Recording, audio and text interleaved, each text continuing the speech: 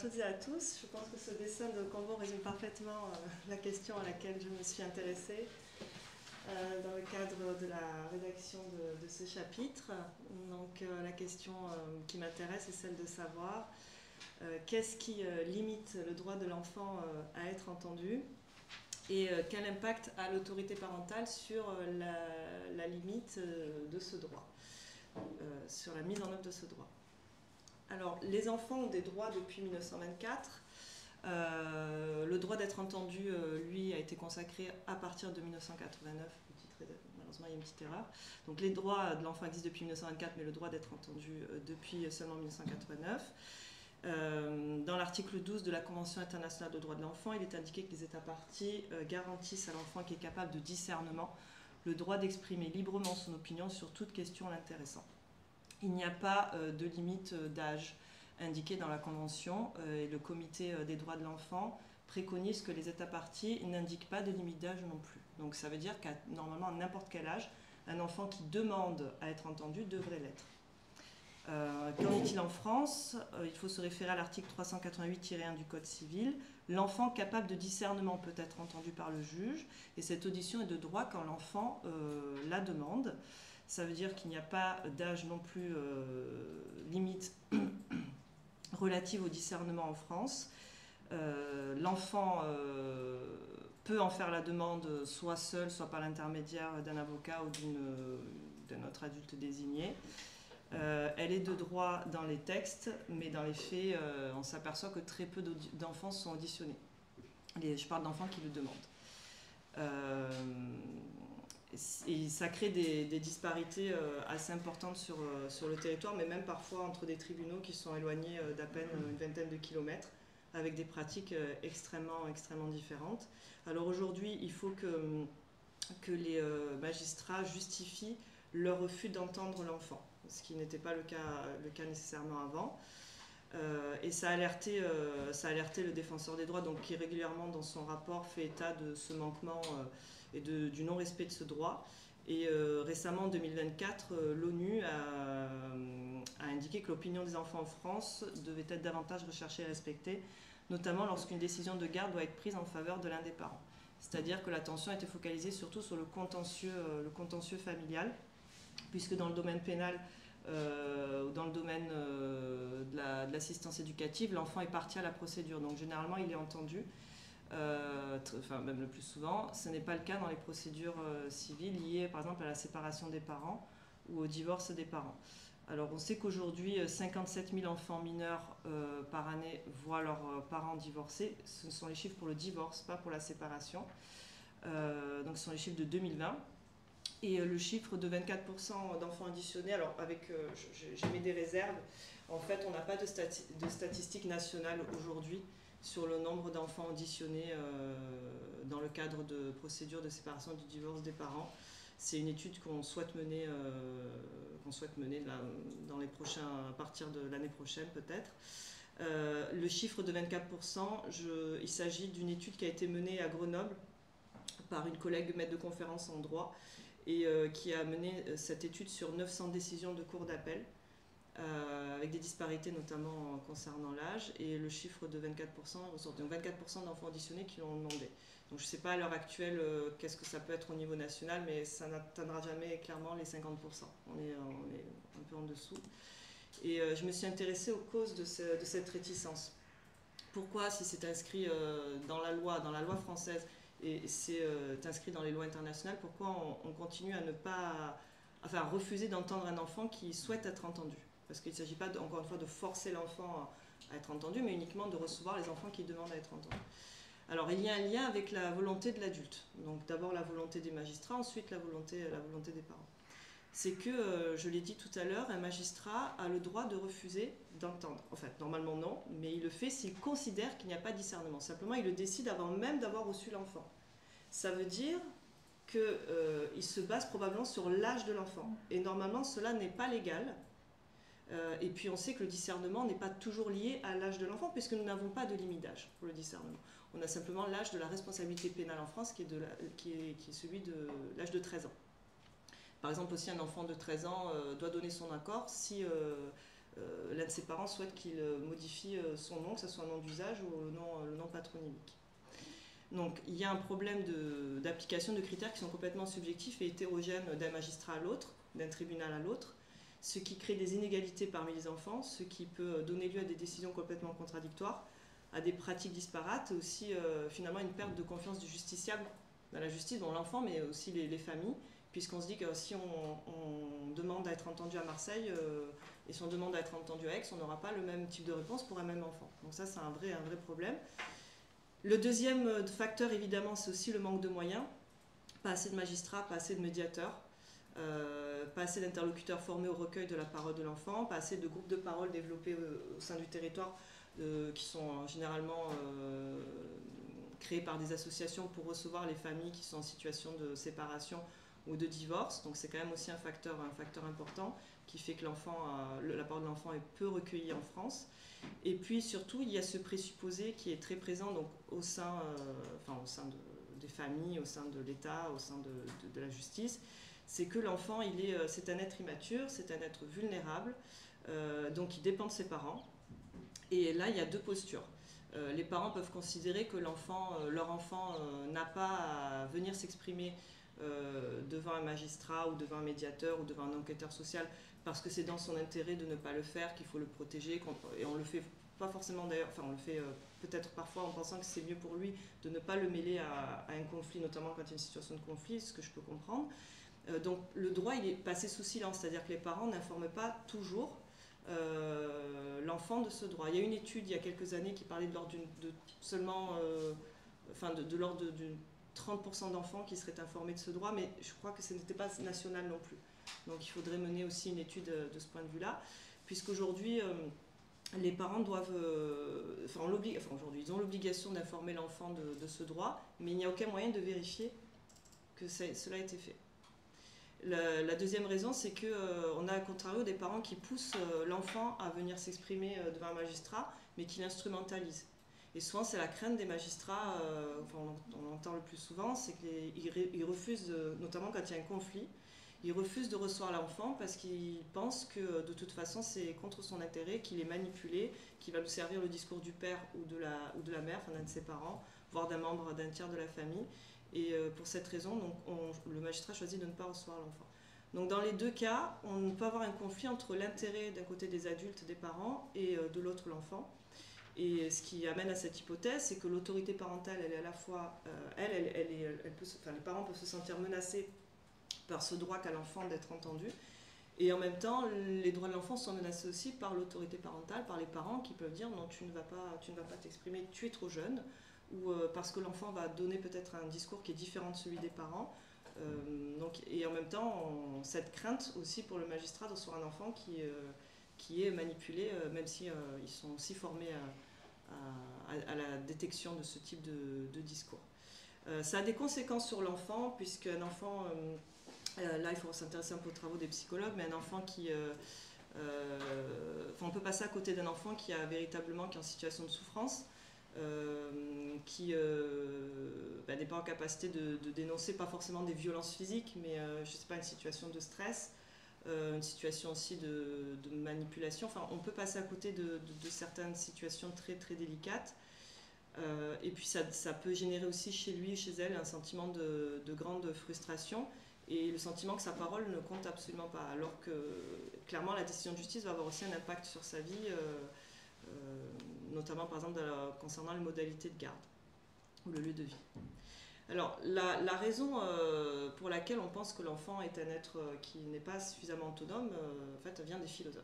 Ça me fait de la peine de le dire, mais c'est la faute des philosophes qui ont beaucoup, à différentes époques, c'est l'objet de mon travail en tant que philosophe justement, c'est de dégager les présupposés philosophiques qui sont présents à la fois dans les pratiques des magistrats, à la fois dans les pratiques éducatives des parents, à la fois dans les lois.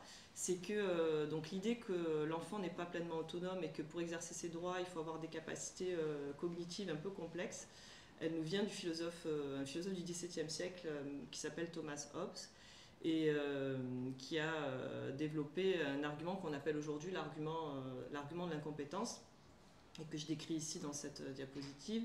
Donc pour détenir un droit, un individu doit avoir certaines capacités cognitives complexes.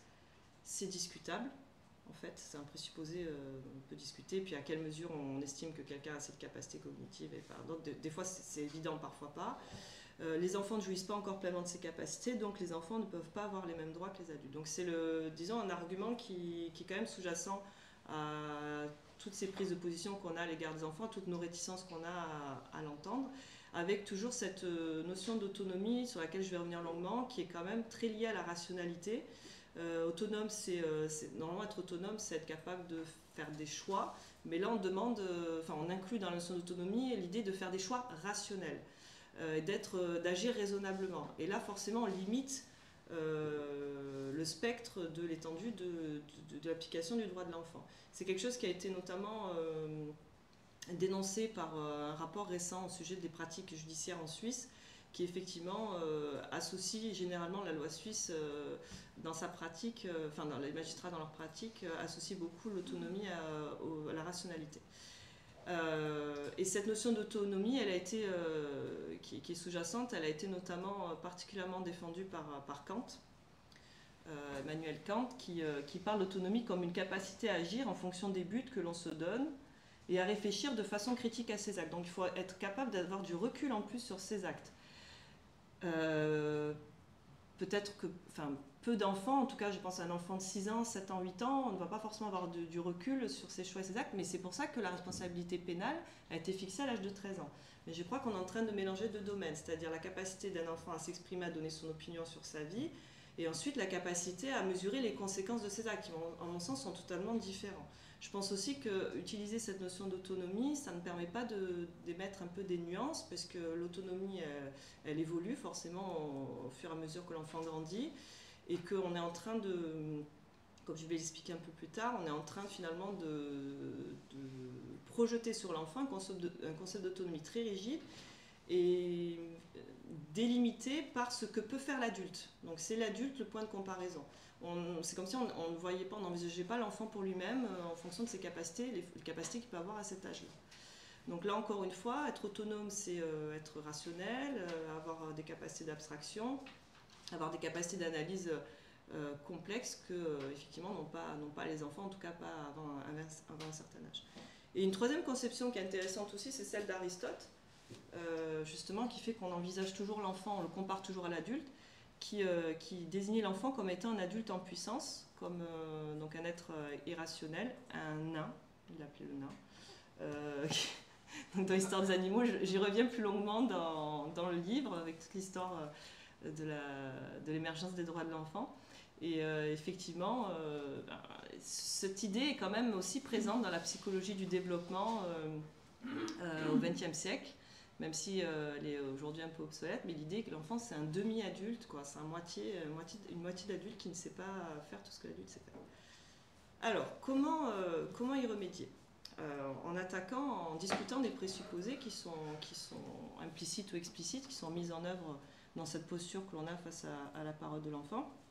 La première chose que l'on peut dire, c'est effectivement que cette notion kantienne d'autonomie, elle est particulièrement contre-intuitive, elle est trop rigide, puisque les adultes font des choix irrationnels, des adultes qui exercent leurs droits, qu'on considère comme étant autonomes, et qui prennent toujours les mauvaises décisions ou des décisions contre leur propre intérêt. Donc l'idée qu'il faut être rationnel pour exercer ses droits, ou il faut être rationnel pour être entendu, ou que sa prise de parole, sa parole est un poids, elle me semble très limitée.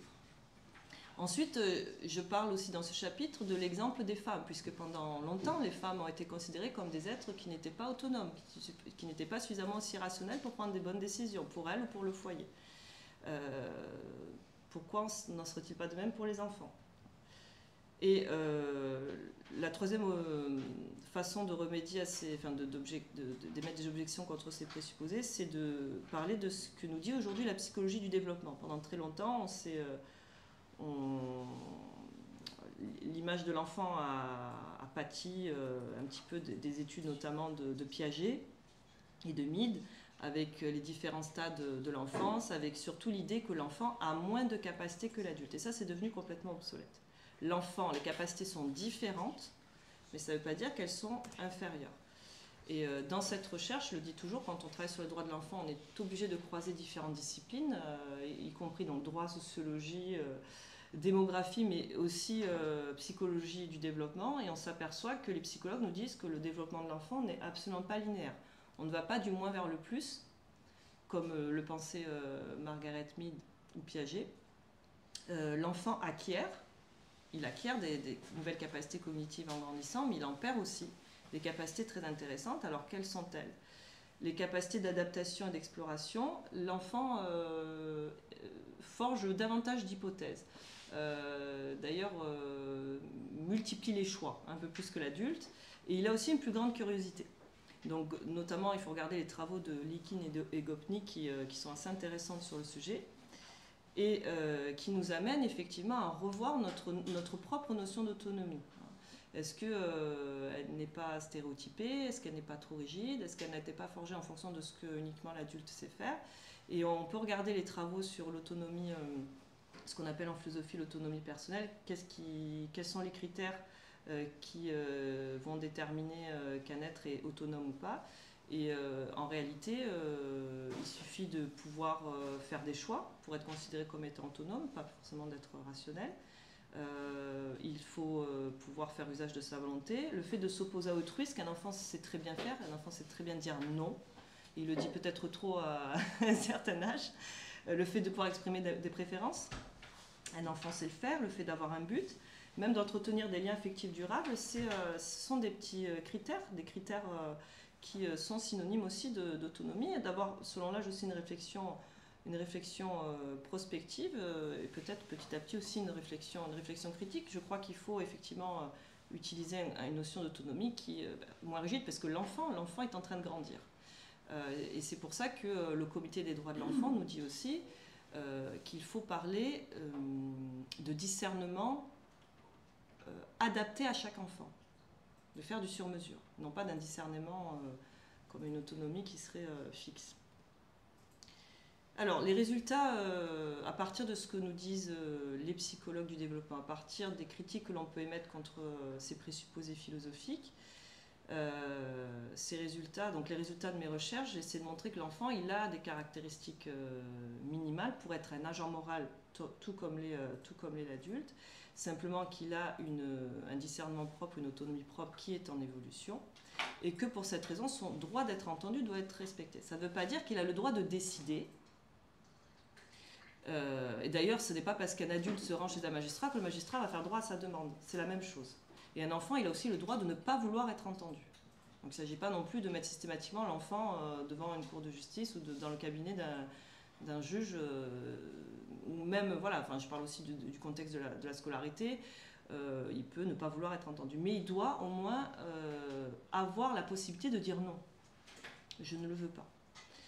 Et à mon sens, vu que l'autorité parentale vise l'intérêt de l'enfant, elle est instituée en ce sens, et qu'il est dans l'intérêt de l'enfant de ne pas entraver son développement et de ne pas entraver justement ses capacités naturelles décrites par les psychologues du développement, de ne donc pas entraver son autonomie, à mon sens, pour être légitime et ne pas devenir une forme de tyrannie, l'autorité parentale doit respecter ce principe. Aujourd'hui, l'autorité parentale est principalement centrée sur les droits passifs de l'enfant. Le droit d'être protégé contre toute forme de violence. Il est question juste d'éducation, effectivement on doit veiller à son éducation, mais beaucoup de sa protection de sa moralité, de son intégrité physique et morale.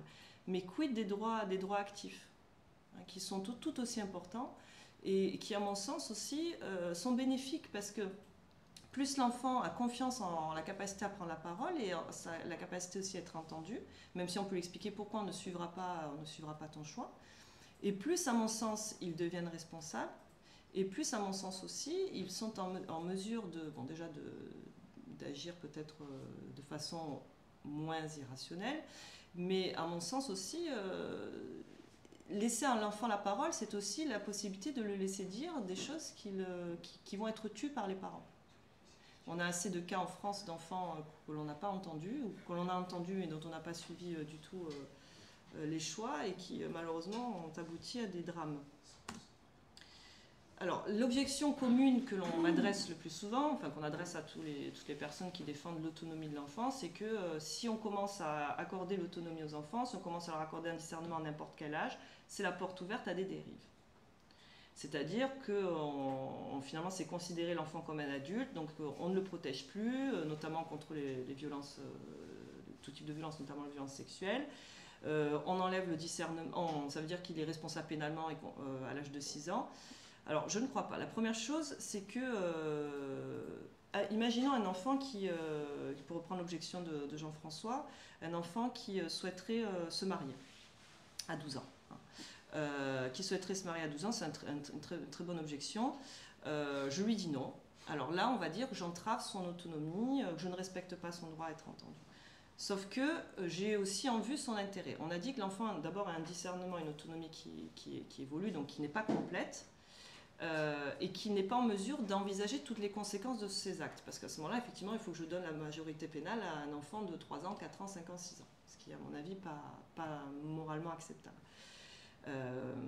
Mais je pense aussi que quand on explique à un enfant qu'il ne doit pas se marier à 12 ans et qu'il n'a pas le droit de manger des bonbons toute la journée, qu'il faut qu'il mange des légumes, c'est aussi l'entraîner, l'inciter, enfin, lui permettre de développer une capacité qui est celle de modifier ses croyances en considérant les arguments de quelqu'un d'autre. Et c'est aussi développer son autonomie, c'est-à-dire s'opposer à son enfant, c'est aussi lui permettre de développer l'autonomie.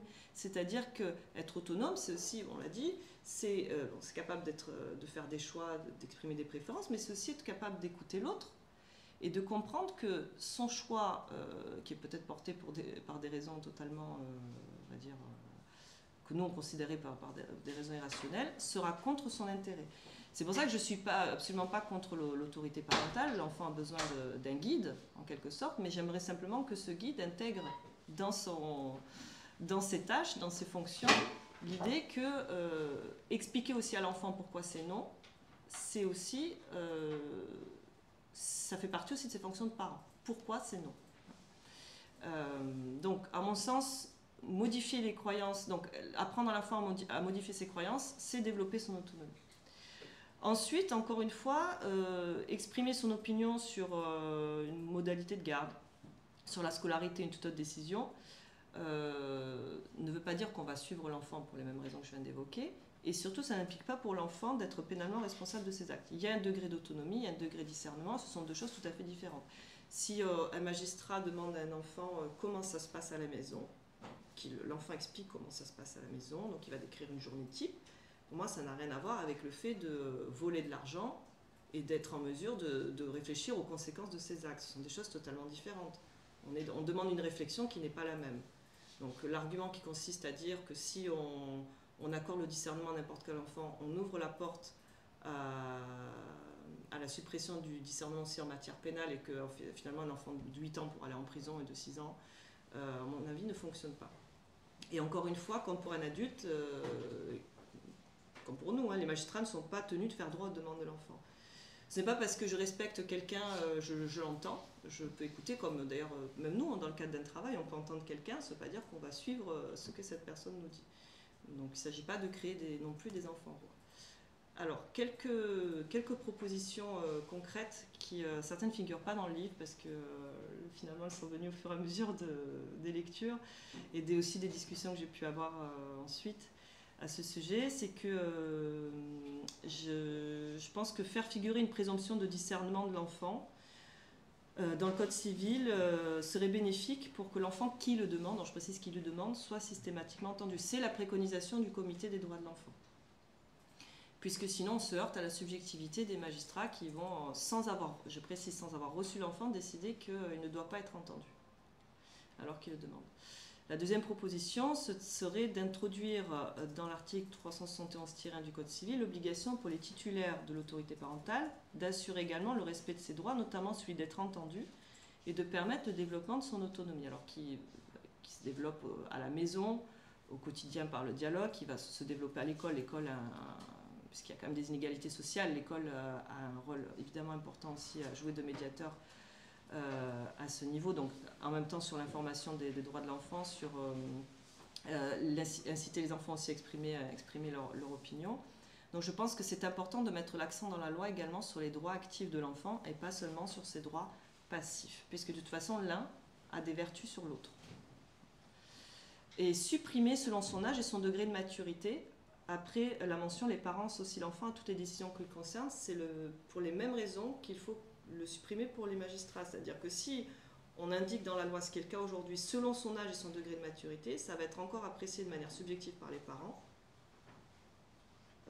Des fois, on entend cette idée qu'avant 10 ans, les enfants ne sont pas capables. Sauf qu'en Allemagne, les enfants, dès l'âge de 3 ans, ils sont entendus. Et c'est systématique en Allemagne. En Espagne, en Italie, c'est 12 ans. On a quand même des grandes disparités. Et là, à mon avis, c'est laisser un impensé déborder. C'est-à-dire qu'on ne sait pas à quel moment un parent va juger que son enfant est apte ou pas apte. Donc, à mon avis, selon son âge, son degré de maturité, il faut le supprimer. Peut-être il faut le remplacer par autre chose, mais en tout cas, c'est l'idée qui me vient pour le moment.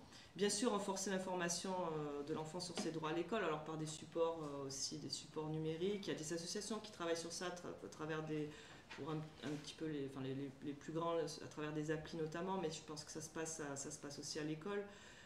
Par le biais des enseignants, par le biais des associations, par des associations qui viennent à l'école présenter à l'enfant les possibilités qu'il a de pouvoir, enfin tous ses droits et les possibilités qu'il a d'exprimer son opinion.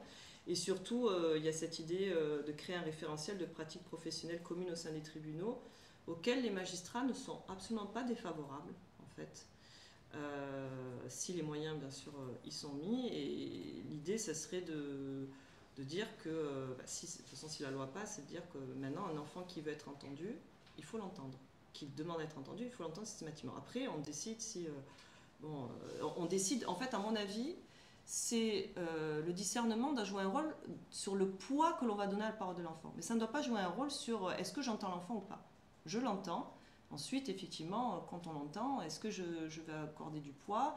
D'après, en tout cas, les études qui ont été menées par ma collègue à Grenoble sur les 900 décisions de la Cour d'appel, elle a mesuré que souvent, la parole de l'enfant a eu un poids dans la décision des magistrats. Est-ce qu'il faut aller jusqu'à inscrire ce droit d'être entendu dans la Constitution comme l'ont fait les Allemands? Je ne me prononce pas pour l'instant, ça serait... il faudrait que j'envisage, je discute des conséquences qu'il y aurait, parce qu'encore une fois, je suis très gênée à l'idée de forcer, non, enfin, au sens où on doit forcer personne qui n'a pas envie d'être entendue dans le cadre, en tout cas civil, qui n'est pas partie à la procédure. Est-ce qu'on doit la forcer à l'entendre? Pas forcément, mais c'est une idée voilà, que je soumets, dont on peut discuter. Merci.